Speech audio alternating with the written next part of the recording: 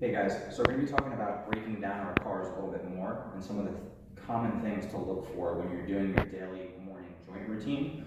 Some of the ways to self-assess your joints to know what's something that you can push through and work around and what's something that you kind of have to back off a little bit. So we're going to use a few different cars as our examples.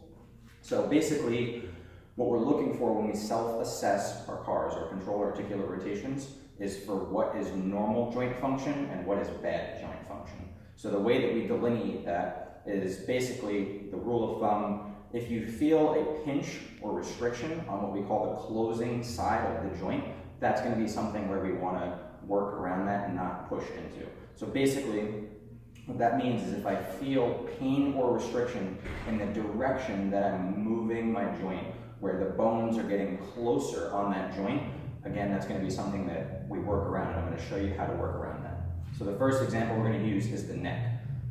So I create my co-contraction, I'm working through my car for the neck. As I get to this part here especially, what I should feel is a restriction on the opposite side of the joint, where this tissue here is lengthening to allow me to get over here. Okay? So that is a completely normal thing to feel.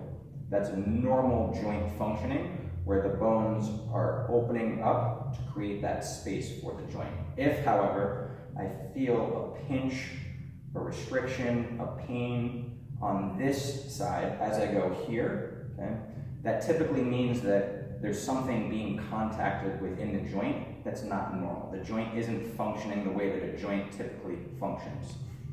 Okay? So say that I feel a pinch as I get to this point right here. What I'm going to do is I'm going to use my finger to trace out that pinch point within the joint.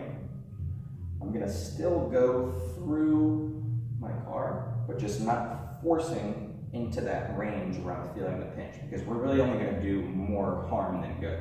So you can always reach out to me to ask about that pinch point, seek out a physical therapist or someone else, because again, that's a joint problem.